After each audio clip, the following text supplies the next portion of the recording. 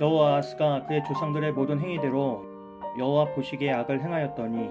아멘. 요시아 왕이 하나님의 말씀을 따라 대대적인 개혁을 단행했을 때에 유다는 한때나마 영적 부흥과 회복의 시기를 누렸습니다. 그러나 그 신앙의 유산이 그의 아들 여호아스에게도 그리고 엘리야김에게도 온전히 전해지지는 않았습니다. 먼저 요시아의 아들 여호아스는 백성들의 선택에 의해 왕위에 오르게 됩니다. 그런데 23살의 젊은 나이에 그는 왕이 되지만 불과 3개월 만에 애굽의 왕 바로 느고에 의해 폐위당하고 맙니다.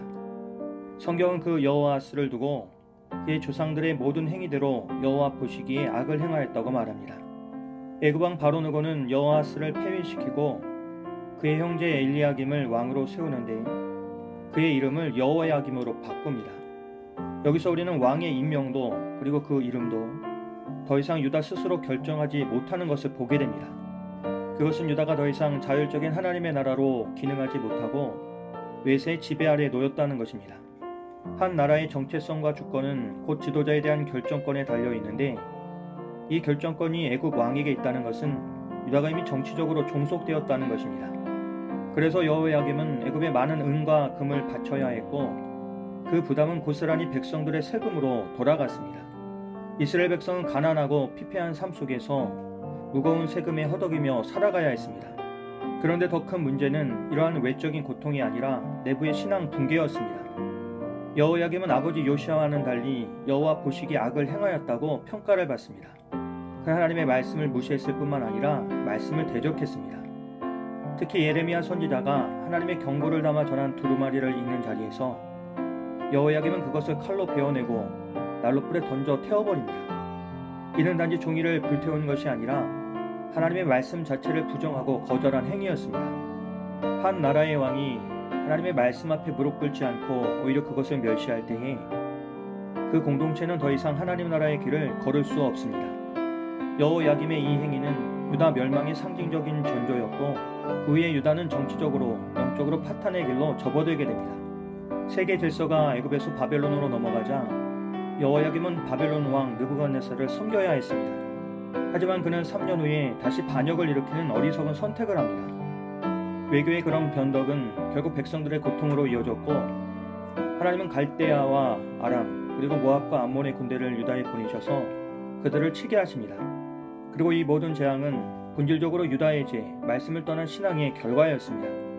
특히 성경은 므낫세가 행한 악과 그로 인해 유다 땅에 흐른 무죄한 피 그리고 우상 숭배로 인해 여호와께서 경노하셨다고 분명히 밝힙니다.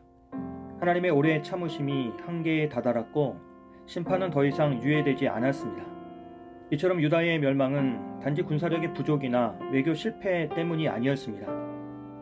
그것은 말씀을 떠난 신앙 공동체가 겪는 내부 붕괴였고 영적 파산이었습니다. 성전은 여전히 있었고 제사는 계속 드려졌지만 그 안에는 더 이상 하나님의 임재가 없었습니다. 외형은 남아 있었지만 그 중심은 무너졌고 거룩한 껍데기만이 사람들 앞에 남아있던 것입니다. 오늘 말씀은 우리에게 하나님의 나라가 어떻게 무너지고 있는지를 물어봅니다. 그것은 외부의 공격 때문만이 아닙니다. 오히려 내면에서 말씀이 사라질 때에, 경외심을 잃을 때에, 그리고 겸손히 하나님의 뜻을 구하지 않을 때에 하나님의 나라는 서서히 그러나 분명히 무너지기 시작합니다.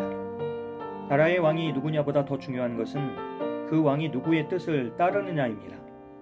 겉으로는 왕이지만 하나님의 뜻을 따르지 않으면 그 나라는 이미 방향을 잃은 것입니다. 오늘날의 교회들도 이와 같은 위기 앞에 서 있습니다. 크고 아름다운 예배당 또는 풍성한 프로그램과 다양한 활동이 존재하지만 그 중심에 말씀이 없다면 우리는 이미 하나님의 나라가 아닌 인간의 왕국을 세우고 있는 것입니다. 제도는 있어도 복음의 능력은 사라지고 헌신은 있지만 방향이 빗나간 교회, 그것은 바로 말씀 앞에 철저히 겸비하지 않을 때 나타나는 비극입니다. 하나님 나라의 회복은 정치나 외교, 힘이나 전략이 아니라 오직 말씀에 대한 순종에서 시작됩니다. 말씀을 듣고 묵상하며 그 앞에 내 뜻과 계획을 내려놓는 자리, 그 자리가 바로 교회이며 그 삶이 바로 하나님 나라의 백성이 살아가야 하는 삶입니다. 그래서 특히 교회 리더와 지도자일수록 내 뜻이 아닌 주님의 뜻을 구하는 훈련에 철저해야 합니다. 아무리 뛰어난 비전이 있어도 하나님의 뜻이 아니면 그것은 바벨의 탑일 뿐입니다. 하나님의 말씀이 우리의 판단보다 앞서야 하며 그 말씀 앞에 자신을 낮추고 돌아볼 수 있어야 진정한 영적 지도자입니다. 우리는 지금 성전은 있지만 하나님의 영광은 없는 시대를 살아가고 있는 것은 아닙니까? 교회의 결정은 정말 하나님의 뜻을 묻고 순종하는 방향으로 이루어지고 있습니까? 이 질문 앞에 우리는 겸손히 답해야 합니다. 요시아가 지키려 했던 그 말씀이, 그리고 여호야김이 불태웠던 그 말씀이 지금 우리에게도 울려 퍼지고 있습니다. 그 말씀에 귀를 열고 우리의 마음을 열어 순종하여 오늘 이 땅에서 하나님의 나라를 다시 세워가는 우리 모두가 되기를 주님의 이름으로 간절히 기도합니다. 좋으신 하나님, 우리의 공동체가 사람의 뜻이 아니라 하나님의 뜻을 따르는 믿음의 공동체가 되게 하옵소서.